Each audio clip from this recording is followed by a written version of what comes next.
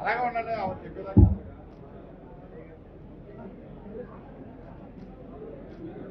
అలాగన్నా అలా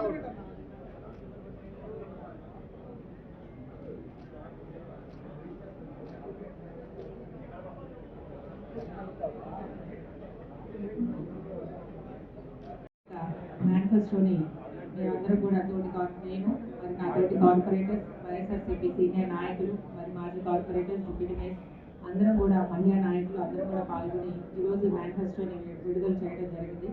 నిజంగా గత 4 ఏళ్ళ నుంచి అవినాష్ గారి ద్వారా మరి తూర్పు నియోజకవర్గంలో అభివృద్ధి ఎలా జరిగింది, మరి రానున్న రోజుల్లో అవినాష్ గారు ఇచ్చే హామీ కూడా ఈరోజు మేమందరం కూడా ఒక మేనిఫెస్టో రూపంలో ప్రజానికానికి చేరువయ్యే విధంగా మేము రిలీజ్ చేయడం జరిగింది. మరి ఇదే తూర్పు నియోజకవర్గంలో 2వ డివిజన్ నుంచి మరి 22వ డివిజన్ వరకు ప్రతి డివిజన్లో జరిగిన డెవలప్మెంట్, మరి మేము ఇంకా చేయాల్సినవి ఏమైనా ఉన్నా కూడా మేనిఫెస్టో ద్వారా మరి అవినాష్ గారి నాయకత్వంలో రానున్న రోజుల్లో ఆయన ఎమ్మెల్యేగా చేసుకుని మేము ఇంకా రానున్న రోజుల్లో ఇంకేం చేయగలం అనేది కూడా రిలీజ్ చేస్తూ ఈ మేనిఫెస్టో రిలీజ్ చేయడం జరిగింది. మరి తూర్పులో చూసుకుంటే మరి 673 కోట్ల రూపాయలతో ఎన్నడూ లేని విధంగా అభివృద్ధి పనులు జరిగినాయి. మరి 924 కోట్ల రూపాయలతో సంక్షేమ పథకాలు జరిగినాయి. మరి ఇవన్నీ చూసుకుంటే తూర్పులో 2000 కోట్లతో అభివృద్ధి సంక్షేమం జరిగినాయి. మరి గత 4 ఏళ్ల నుంచి మరి 30,000 మందికి అక్కా చెల్లెమ్మకి కుటుంబాలకి సొంత ఇల్లు కళ నెరవేరింది.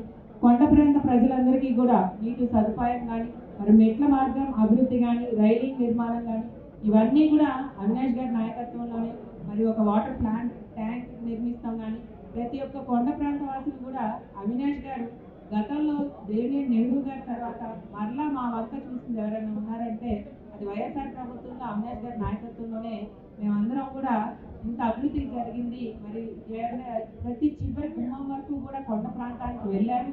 మరి గడప గడప ద్వారా ఈరోజు కొండ ప్రాంత వాసుల దగ్గరికి వెళ్తే మీ పుణ్యం అంట మేము మంచినీళ్ళు తాగుతున్నాం, మెట్లు ఎక్కుతున్నాం, రైలింగ్ ఏర్పాటు చేశారు, మరి ర్యాంపులు వేశారు అని ప్రజానికాన్ని స్వాగతించే విధంగా ఈరోజు 2, 3, 5, 6, 7 డివిజన్ల కొండ ప్రాంత వాసులందరూ కూడా మా యొక్క స్థానిక కార్పొరేటర్స్ ఆ రోజు మేము స్థానిక ఎలక్షన్లో ఏదైతే ఇచ్చామో దాన్ని ప్రతిదీ కూడా మేము నెరవేర్చామంటే అది అవినాష్ గారి నాయకత్వం వైఎస్ఆర్ ప్రభుత్వంలో జరిగిందని ఈరోజు ప్రజానీకం దానికి నిదర్శనమే.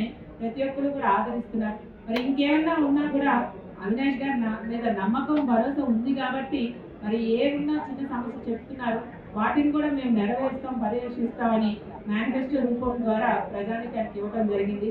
మరి ఇదే కృష్ణలంక పర్యావరణ ప్రాంతంలో రిటైనింగ్ వాల్ మరి పాత 14వ డివిజన్ నుంచి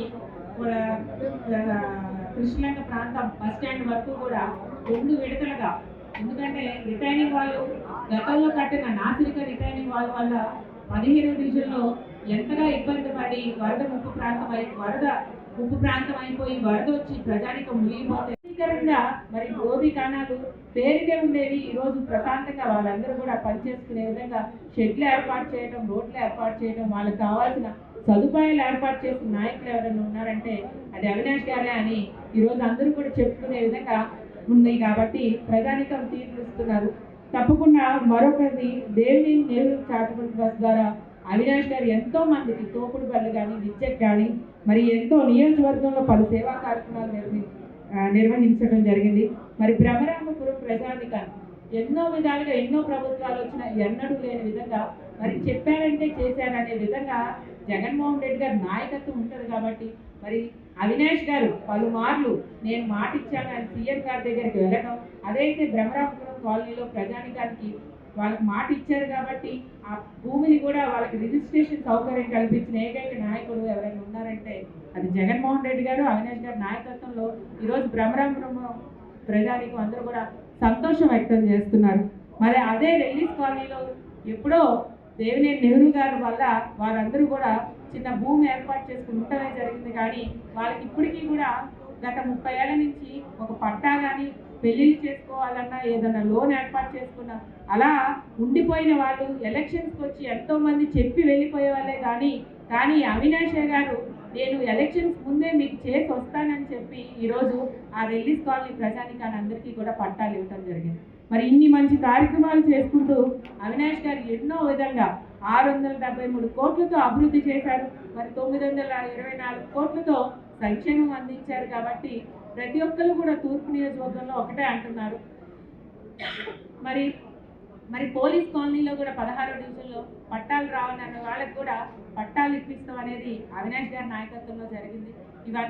ఇవి కాక ఎంతో మంది వైద్యం కోసం ఇబ్బంది పడేవారు. కానీ ఈరోజు ప్రతి డివిజన్లో కూడా ఒక హెల్త్ సెంటర్ని ఏర్పాటు చేయడం. మరి పార్కులు చూసుకుంటే 18వ డివిజన్లో ఎంతో మంది స్లమ్ ఏరియాగా చూసేవాళ్ళు. కానీ ఆ ఏరియాలో కూడా ఒక పార్కును అభివృద్ధి చేసి పార్క్ స్థలాలను ఏర్పాటు చేసి మరి 18వ డివిజన్లో ఏదైతే రివర్ ఫ్రంట్ వ్యూని ఏర్పాటు చేసి ఎంతో మందికి విజయవాడ నగరానికి ఒక సుందరమైన వాతావరణాన్ని ఏర్పాటు చేసి రాణిగారి తోటల వరకు కూడా ఒక ఆహ్లాదకరమైన పార్క్ను ఏర్పాటు చేశారు. సమస్య లేని ఇల్లు ఉండదు, పరిష్కారం లేని సమస్య ఉండదు. బంధాలు గొప్పవి, బాధలు చిన్నవి. మీ సమస్యని మేము పరిష్కరిస్తాం. రండి, మాట్లాడుకుందాం.